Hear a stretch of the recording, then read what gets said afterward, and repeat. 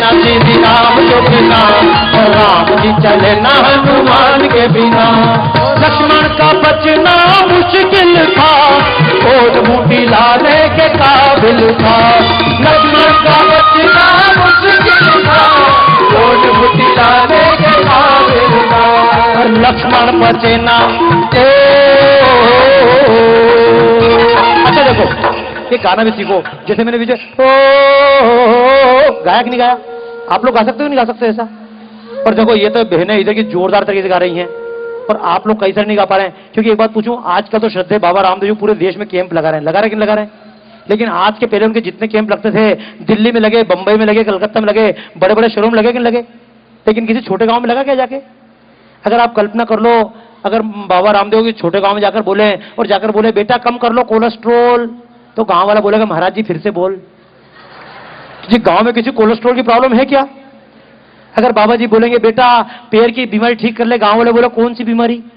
गांव को पेट की बीमारी तो सकती, पानी नहीं मिलता, लेकिन पैर की बीमारी गांव वाले को। महाराज जी जाकर बोलेंगे बेटा कम कर ले डिप्रेशन, तो बोले कौन सा पेशेंट? उसको डिप्रेशन का पता भी नहीं है, वहां डिप्रेशन पता नहीं है, वहां हार्ट बीट का पता भी नहीं है। और दोस्तों क्यों प्रॉब्लम है? हम शहरों में आ गए। मैंने आपको बताया तब के राम तब के हनुमान से मिले तो तब का रावण मारा गया। अब मुझे बताओ, तब के राम तब के हनुमान से मिले, उस त्रेता युग के राम और हनुमान के गीत गाएंगे तो क्या आजकल के रावण मिट जाएंगे? ये आज की अशिक्षा मिट सकती है? ये क्या आज का नक्सलवाद मिट सकता है? ये क्या आज का आतंक मिट सकता है? क्या आज के कसाब मिट सकते हैं? क्या देश का पैसा स्विस बैंक में रखने नेता मिट सकते हैं? क्या हमारी फूट मिट सकती है? तो फिर क्या करना पड़ेगा? आज के राम को कब के हनुमान से मिलना पड़ेगा? आज के हनुमान से मिलना पड़ेगा, आज की शबरी से। तो एक बात बताओ, कितने लोग ये सोचते हैं खाली तुलसीदास जी की चौपाइयां गाएंगे और देश कल्याण हो जाएगा? और कितने लोग ये सोच रहे हैं कि हम भी राम की तरह कुछ ना कुछ करने का प्रयास करेंगे? कितने लोग सोचते हैं हाँ हम भी देश को अगर आज के रावण मिटाना है। अब हाथ तो उठा दिया, अब नीचे करो। अब बताता हूं, फंस गया ना फोकट। देखो बिना सोचे समझे हाथ मत उठाया करो, गड़बड़ हो जाती है ना। वो एक बार शंकर जी पिन्नाटी में, भांग की पिन्नाटी में बैठे हुए थे, एक राक्षस आ गया। राक्षस ने आकर शंकर जी मैं जो चाहता हूं दे दो। शंकर जी ने क्या चाहिए? तो बोला जिसके सिर पे हाथ रख दो भस्म हो जाए। शंकर जी ने बोल दिया डन। अब वो गए ही नहीं, वहीं खड़ा हुआ आराम से। शंकर जी बोले अब जाए ना यार, मेरे को काम करने दे। बोले मैं तो एक्सपेरिमेंट करूंगा। शंकर जी बोले किस पे? बोले तुम पे। तो फिर कितना पंगा हुआ था बताओ, हुआ कि नहीं हुआ? अब मैंने आपसे कहा राम बनने को तैयार हो, आपने कहा हाँ। तो मुझे एक बात बताओ, राम ने जंगल में कितने साल गुजारे थे? 15 साल? अच्छा 14 साल। हम में से कितने लोग 14 साल जंगल में गुजारने को तैयार है देश के लिए? देश के लिए 14 साल देने को कितने लोग तैयार हैं? अपने पूरे जीवन में 14 साल देखो, फंस जाओगे।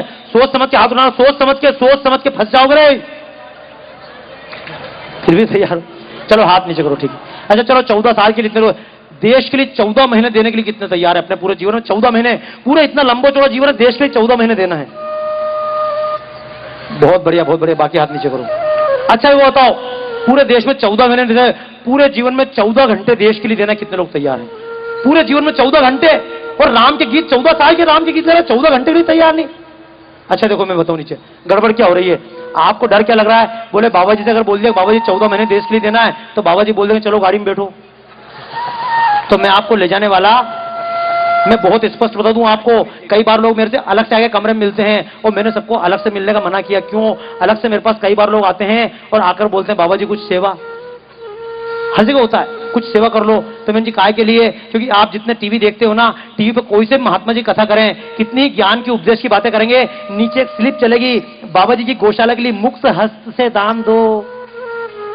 बात करेंगे ज्ञान की। क्योंकि जितने संत कथा करते हैं टीवी पे, सिम्मत में जाकर देखना, हरिद्वार में संत कथा करेंगे, भक्तों प्रभु श्री राम, माता जानकी, भैया लक्ष्मण कीड़े कांटे भाटों में पैदल चले जा रहे हैं, प्रभु राम को पसीने आ रहे हैं और भक्तगण सुन सुन के आंसू बहा रहे हैं। और मंच पे देखो तो महाराज जी एसी की हवा खा रहे हैं। तो ये तो बेईमानी है। और मैं इसलिए बता रहा हूं आपको। तो कई बार लोग क्या समझते हैं कि बाबा जी को पढ़ा लो देश का कल्याण हो जाएगा। तो मैं तो बताऊं, कई बार लोग बोलते हैं बाबा जी आपकी कोई गौशाला होगी, उसके लिए पैसे ले लो, कुछ धन ले लो। तो मैं आपको बहुत स्पष्ट कर दूं, डरना मत। आरती के पहले लोग भाग जाते हैं। बताऊं क्यों भागते हैं? लोग इसलिए भागते हैं कि अब कहीं ना कहीं बाबा जी, अरे जादूगर भी आधे घंटे खेल दिखाता, बाद में मांगता कि नहीं मांगता है? तो आप भी सोचो बाबा जी जादूगर ज्यादा बड़े बेवकूफ तो नहीं है, तो कुछ ना कुछ मांगेंगे तो कई सारे लोग समझेंगे अब बाबा जी कहेंगे मुफ्त हस्त गौशाला की दान दो, तो डरना मत, मैं गौशाला के लिए पैसे नहीं मांगने वाला, क्योंकि पूरे देश में मेरी कहीं गौशाला है ही नहीं। तो कई बार लोग बोलते हैं तुम्हारी एक भी गौशाला नहीं, तुम कैसे बाबा जी? तो मैं एक बात कहना चाहता हूं आप सबसे हाथ जोड़कर, पूरे देश में पूरी दुनिया मेरी गौशाला तो कहीं भी नहीं है, लेकिन गाय मेरे पास सबसे ज्यादा है। और आप कहेंगे बाबा जी जब गौशाला नहीं तो आपकी गाय कैसी? तो मैं एक बात कहूंगा, कश्मीर से लेकर केरल तक, आसाम से लेकर गुजरात तक, देश में जितनी भी गाय हैं वो सारी मेरी गाय हैं, वो सारी भगवान श्री कृष्ण की गाय हैं। किसी भी गाय को भोजन करा देना, किसी भी गाय को कटने से बचा लेना, समझ लेना आपने मेरे ऊपर एहसान किया। गौ माता तो आशीर्वाद देगी ही, लेकिन मेरी तरफ से भारत माता का आशीर्वाद भी आपको मिलेगा। कई बार जैसे मैं निकल के आया, जैसे निकल रहा था कुछ लोगों ने कि पांव छी ही लो, मना करने के बाद भी पांव उनने, और छीने से कौन सा कल्याण? कल कहां से बाबा जी लाओगे? क्योंकि अपने को वो लोग अच्छे लगते टेम्परेरी काम। अब आज अखबार पढ़ा था, वो सब जगह दूध पिला रहे थे, भगवान को फिर याद आई दूध पीने की 20 साल बाद। ये दूध और दूध पिला लग गए। ये 20 साल पहले दूध पिलाया था, इतना दूध पिलाया कि मार्केट से दूध ही खत्म हो गया, लोगों ने पाउडर का भी दूध पिला दिया। और भगवान इतने गन्नाटे में थे, पिन्नाटे में पाउडर दूध भी पी गए। और मैं तो एक बात पूछूं, अगर भगवान रोज रोज दूध पीने लग जाए तो कभी कल्पना करो, अगर भगवान रोज रोज दूध पीने लग जाए तो अपने बच्चे से कहेंगे नहीं कि चाहे एक काम कर बेटा, 1 किलो दूध लिया, तो बच्चे से कहेंगे उधर गणेश जी के मंदिर से मत आना, पीछे से निकल के आना, कहीं गणेश जी पी गए तो भगवान हमको बड़े अच्छे लगते हैं, क्योंकि भगवान कुछ खाते नहीं है। और जिस दिन भगवान खाने लग जाएंगे उस दिन गड़बड़ होगी कि नहीं होगी? तो मैं तो आपसे बोल रहा हूं दोस्तों, आप कहेंगे बाबा जी 14 महीने आप जो मांग रहे हैं काय के लिए मांग रहे हैं, ये 14 घंटे कहां खर्च करें? तो मैं बताऊं 14 घंटे किस काम के लिए? आप लोग घर पे खाना बनाते हो कि नहीं बनाते हो? रोटी बनाते हो ना, तो एक रोटी गाय के लिए बनाते हो कि नहीं बनाते हो? बोलो हाँ या ना?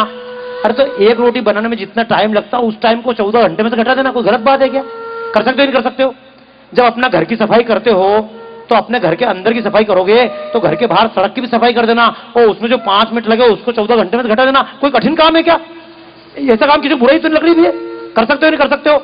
अरे कोई पड़ोस में महिला बीमार है, उसके घर पे खाना बनाने वाला नहीं है, उसके जगह खाना बना देना, और 1 घंटा जो लगे उसको 14 घंटे में से है आप भी कर सकते हैं। किसी बीमार को उठाकर अस्पताल तक ले जाकर छोड़ देना, और जो टाइम 2 घंटे खर्च हो उसको 14 घंटे में से, ऐसा काम कर सकते हो नहीं कर सकते? बताओ। अच्छा बोलो हाथ में बताओ हाँ कर सकते हैं। तो फिर डर क्यों रहे थे यार? आप लोग ये सोचो आपको बंबई लेके जाऊंगा, मेरे को बंबई को जरूरत है क्या आपकी? बंबई में बहुत पैसा है, मैं तो अमेरिका भी जाता हूं, अमेरिका के लोग मुझसे बोलते हैं बाबा जी आपको क्या दें? तो मैं बोलता हूं अमेरिका के पैसे से अमेरिका सुधार लो, और गांव में आकर कहता हूं गांव के पैसे से गांव। और मैं आपसे एक बात कहता हूं, जितने गांव के वनवासी भाई आए हुए हैं, नगरवासी भाइयों से बात कहूंगा, जितने गांववासी भाई आए हैं, आपसे हाथ जोड़ के अनुरोध करूंगा, मुझे एक बात बताओ, अपने गांव में एक पंडित का पेट पलता कि नहीं पलता है? बोलो हाँ या नहीं? अपने दिए हुए एक एक मुट्ठी अनाज से गांव के पंडित का पेट पलता है। अपने दी हुई एक एक रोटी से गायों का पेट पलता ही नहीं पलते हैं? अपनी दी हुई एक एक रोटी से कुत्ते का पेट भी पलता है, अपने दी हुए से एक मंदिर भी बनता है। तो मैं आपसे एक बात पूछना चाहता हूं कि जब एक मुट्ठी अनाज गाय के लिए निकाला जा सकता है, एक मुट्ठी अनाज कुत्ते के लिए निकाला जा सकता है, तो एक मुट्ठी अनाज अपने खुद के बच्चों को पढ़ाने के लिए नहीं निकाल सकते हैं क्या? बोलो हाँ या ना? निकाल सकते हो? कितने गांव वाले संकल्प लेते हैं हाँ अपने गांव से अपने बच्चों को, मैं ये नहीं कहूंगा बंबई पैसा, समझ गए? मैं ये नहीं कहूंगा गांव का पैसा बंबई ले जाओ, आप मुझे दान दो, आपका पैसा बंबई ले जाऊं, वहां जाके स्कूल खोलूं। बंबई को आपके पैसे की आवश्यकता नहीं है। मैं तो कहता हूं बंबई अपनी दम पर जिए और अपने गांव। तो ईमानदारी से बताओ कितने लोग तैयार है कि हाँ अपने गांव में स्कूल हम खुद प्रारंभ करेंगे? बहुत बढ़िया। अच्छा जिनको नहीं, एक उदाहरण और बताता हूं, क्योंकि आप लोग राम को मानते हो, मैं भी मानता हूं। मुझे एक बात बताओ, जब राम को पढ़ने के लिए स्कूल भेजा था नहीं भेजा था? बेटा तुम, अच्छा तू इधर आ जा, गुड़िया इधर आ जा, तू इधर इधर इधर इधर इधर इधर इधर इधर इधर इधर आ से अरे आ जा उधर आ जा उधर आ जा उधर आ जा इधर आ जा इधर बैठ जा बस। अब कोई बोलेगा इनमें से, अच्छा आप में से गुड़िया तुम बासुन बासुन बासुन तू इधर आ, उसको ले जाओ मंच पे, पीछे ले जाओ, पीछे बैठा दो। और आप में से कौन गड़बड़ कर रहा? अच्छा आप जरा या तो इनको पीछे ले लो, इनको एजे को खींच पीछे बैठा लो, आप इनको पीछे बैठा लो, क्योंकि मुझे ना बच्चे 5 बजे से बैठ के बोर तो हो रहे हैं कि नहीं हो रहे हैं? जो भी है, अब अगर किसी ने बात करी तो फूट डालो, राज करो, नीति चलेगी। समझ गए? तो देखो एक संकल्प ले सकते हो ना कि ले सकते हो, और ये संकल्प इसलिए लेना कि अपने गांव का विकास हम खुद करेंगे। इतना अगर संकल्प लिया तो भी देश के लिए बहुत बड़ा संकल्प हो सकता है। आइए तब तक माहौल बनाने के लिए फिर एक बार जरा जोर से मेरे साथ गाइएगा, राम सिया राम जय जय राम, राम सिया राम सिया राम जय जय राम, सिया राम जय जय राम। ओ मंगल भवन कभी गाइए। अरे यार देखो, बेईमानी से गाया तो फायदा होने वाला, अगर ऐसे गाओगे ना, मंगल भवन मंगल हरि ध्रुवं सुदशरथ हरि, तो कल्याण होने वाला कतई। देखो मुझे पसीना आ रहा कि नहीं आ रहा, देखो आ रहा कि नहीं आ रहा। मुझे पसीना इसलिए आ रहा है, जम के गा रहा हूं, और अब भी मैं धीरे धीरे जा सकता, लेकिन दौड़ के क्यों जाता हूं समझना वो दोस्तों। मुझे बचपन में चलने के लिए मोटरसाइकिल नहीं मिली, तो मुझे पैर की बीमारी भी, मुझे बचपन में टीवी देखने को बहुत नहीं मिला, तो मेरी आंखों को चश्मा भी नहीं मिला। मुझे बचपन में तेल खाने को बहुत नहीं मिला, तो मुझे कोलेस्ट्रोल भी नहीं मिला। ये आजकल की जीवन शैली नहीं मिली, क्योंकि आजकल तो बता रहा हूं ना आपको। आइए अब समापन करें, लेकिन मस्ती में करें। आजकल हम बीमार क्यों? आजकल हर आदमी को हार्ट की प्रॉब्लम क्यों होती कि नहीं होती है? शहरों में हर आदमी को हार्ट की प्रॉब्लम, और ये हार्ट की प्रॉब्लम क्यों? क्योंकि फास्ट जमाना, मेरी हार्ट बीट फास्ट हो गई। क्यों नहीं होगी हार्ट बीट? जब फास्ट जमाना, फास्ट फूड, अपने घर का खाना चाहिए क्या? नहीं, फास्ट फूड, म्यूजिक, आराम का म्यूजिक चाहिए क्या? नहीं, फास्ट म्यूजिक, म्यूजिक वही होता है ढुक चुक ढुक चुक ढुक चुक ढुक चुक। अच्छा होता कि नहीं होता? और कभी कभी यही देख लो आप, अगर मान लो म्यूजिक मुझे धमाक धमाक इतनी जोर जोर से धम धम,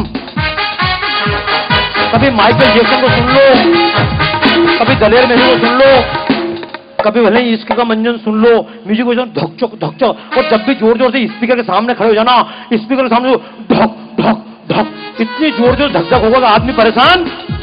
और मैं देखो यार, ये भारत माता की आरती का कार्यक्रम करने आया, लेकिन आप ये मत समझना मैं पुराने जमाने का बाबा हूं। मतलब लोग कहते हैं बाबा जी आपको क्या मालूम, ये तो दिल का मामला है, तो मेरे को नहीं मालूम क्या? और मैं कोई मना थोड़ी कर रहा हूँ, दिल देने के लिए होता है, वो घर रखने के लिए थोड़ी होता है। जिंदगी भर अपने पास काय को रखो। और मैं तो आपसे एक बात कहने आया हूं, क्या मैं तो आपसे एक बात कहने आया हूं कि देखो, दिल जरूर दो, कोई देने में दिक्कत, पर मेरा कहना दिल दो, किसी एक को दो और किसी नेक को दो। ये कोई सत्यनारायण का प्रसाद नहीं कि प्रत्येक को दो। बाकी आजकल तो प्रत्येक को, मैं तो आपको एक बात कहना चाहता हूं, कुछ काम तो परमानेंट कर लो। होना चाहिए नहीं होना चाहिए? अरे कुछ काम परमानेंट, पहले दुकान पर लिखा होता था सस्ता, सुंदर और टिकाऊ, तो पहले टिकाऊ पहले होता था। आजकल टिकाऊ का जमाना है क्या? आजकल बिकाऊ का जमाना है। दुकान पे लिखा होता है, फैशन के दौर में मतलब गारंटी तो कहीं भी नहीं है, न सामान की गारंटी है, न घर की गारंटी है, न परिवार की गारंटी है। और मैं तो आपको बताऊं, अपने बच्चों को अगर राम नाम पढ़ना नहीं सिखाया, अपने बच्चों को हलो हाय करना नहीं सिखाया, तो स्कूल वाले सिखा देंगे। अपने बच्चों को कभी अगर मान लो वैलेंटाइन डे मनाना नहीं सिखाया, तो टीवी वाले सिखा देंगे। लेकिन अगर राम नाम गाना नहीं सिखाया, तो टीवी वाले सिखाएंगे क्या? और मैं तो बता रहा हूं आपको, कंपनी वाले तो इतना उधार बैठे हुए हैं। टीवी पे विज्ञापन आता, मैं तो बंबई में देखता हूं ना, लोग हमको देखते तुम तो पिछड़े, पर मैं कहता हूं तुम अगड़े कैसे? हमारे बंबई में दो लड़के लड़की आराम से समुद्र किनारे ऐसे बैठते हैं, हाथ पे हाथ पकड़ के, फिर धीरे से बात करते हैं, तुम्हारे बिना मन नहीं लगता है। तो फिर वो भी बोलते मेरा भी खाने की इच्छा नहीं होती, मैं बिल्कुल हैरान हूं। वो बोलता मुझे भी रात की नींद नहीं थी, बोले मेरे को दिन में भी तारे दिखते हैं, सब कुछ दिन में तारे दिखते हैं, नजारे दिखते हैं, सब कुछ होता है। फिर बात करते हैं, अपन पापा से बात कर ही लूंगा, कर ही लूंगी, लेकिन सबकी हिम्मत होती थी पापा से बात करने की। पापा तो हिटलर क्या होता। तो फिर अचानक ये हुआ, 5 साल पहले दो लड़के लड़की बात कर रहे, तो तुम्हारा बिना जी नहीं रखता, कुछ ना कुछ कर लेना चाहिए। एक तो वो बैठा उधर, और अब तो मामा ही कहेगी बेटा तेरे से खिलवाए। अब तो मिलेगा तो मामा ही बनेगा तू। लड़के लड़की आपस में बात कर रहे थे, बोले 5 साल बाद वो लड़के लड़की मिले ही नहीं आपस में। तो लड़की एक शॉपिंग मॉल में, एक लड़की इधर से वही लड़की चल के आई, उसकी गोद में एक बच्चा, और इधर से वही लड़का निकल के आया जिसके साथ जीने की बात चल रही थी। और जैसे ही लड़की सामने निकली, उसकी गोद में बच्चा, लड़का उधर से आया, तो लड़की तुरंत बच्चे से बोलती बेटा मामा जी को प्रणाम करो।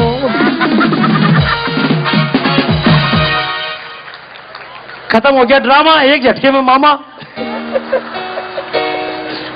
पर देखो, बेवकूफ नहीं बनना चाहिए।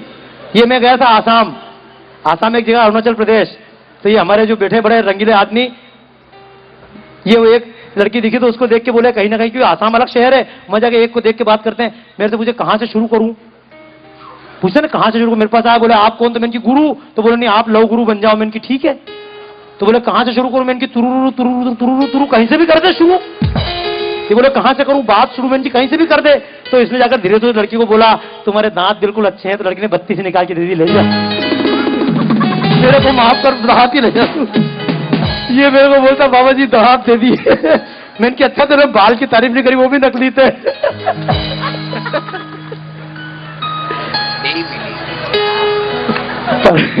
ये जो भी है दोस्तों, मैं आपसे बोलना चाह रहा हूं, पुराने संगीत की तरफ भी मुड़े, पुराने गीत की तरफ भी। राम की बात करें, मैं आपको बता रहा था बिंदी क्यों लगाते थे, बात बीच में चली गई थी।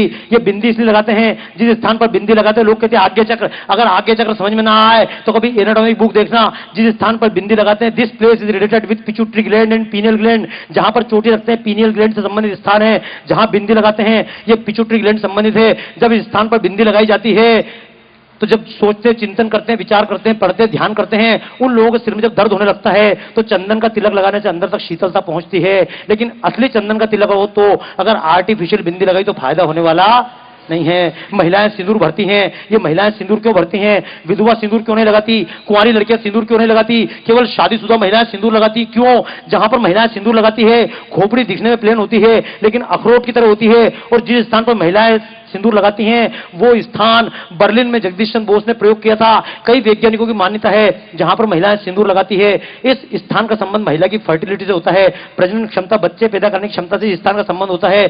क्योंकि प्रजनन क्षमता से इस स्थान का संबंध है, और सिंदूर जो असली सिंदूर होता है लेड जिसके अंदर सीसा होता है वो सिंदूर प्रजनन में सहायता करता है। तो केवल सुहागिन महिलाएं सिंदूर लगाती हैं, विधवा को प्रजनन से काम नहीं, विधवा सिंदूर नहीं लगाती। हम शंख तो बजाते हैं लेकिन कभी याद रखना बर्लिन में इसको प्रयोग करके मशीनों पर दिखाया गया है, शंख को 600 क्यूबिक फीट की ताकत से बजाया जाए तो 2700 क्यूबिक फीट के हानिकारक कीटाणु नष्ट हो जाते हैं।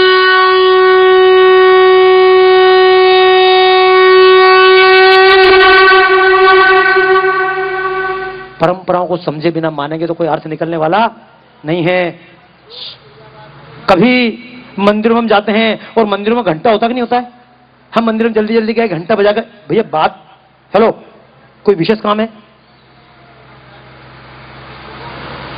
मंदिरों में जब घंटा बजाया जाता है तो अगली बार एक याद रखना, मंदिरों में घंटा आप कई बार गए लेकिन मंदिर में शांति मिल पाती पूरी तरह से नहीं मिल पाती। हम परेशान होकर जाते हैं, गीत तो गाते हैं लेकिन वापस परेशान होकर लौटते हैं, दिमाग में शांति नहीं मिलती है। अगर परमात्मा से वास्तव में शांति चाहिए, अगली बार जब मंदिर में जाएं और घंटा बजाएं, भागिएगा मत। उसी घंटे के नीचे खड़े होकर 1 मिनट की जब घंटे की आवाज गूंजे टन तो आवाज धीरे धीरे कम, देखोगे ना एकदम पतली आवाज होती है, तो जब घंटे की आवाज गूंजे टन तो आंख बंद कर उस आवाज के पीछे जाना, टन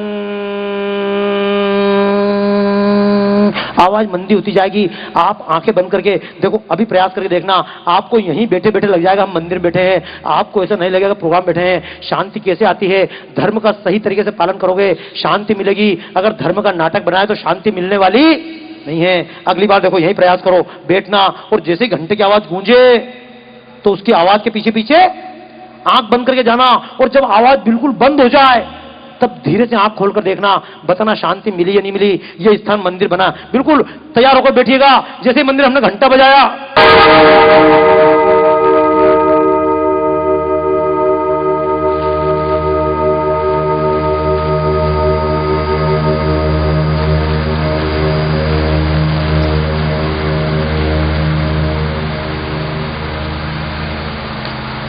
उस घंटे के आखिरी आवर्तन खत्म होते होते आपको लगेगा वास्तव में ध्यान में से उठे हैं। अगर चिंतन करके दिमाग को इतना सूक्ष्म तक ले जा पाएंगे, हमको पता लग जाएगा। मेहंदी लगाने का दोस्तों कोई ना कोई कारण है, पाँव में बिछिया पहनने का कोई ना कोई कारण है। अगली बार फिर कभी आपके बीच में आऊंगा, इन तमाम बातों की चर्चा करूंगा, क्योंकि इन बातों को हमको सिखाया कहाँ, जरा सा अंग्रेजी पढ़ लिया। और हिंदुस्तान की परंपराओं में क्या है, अंग्रेजी में क्या कहते हैं,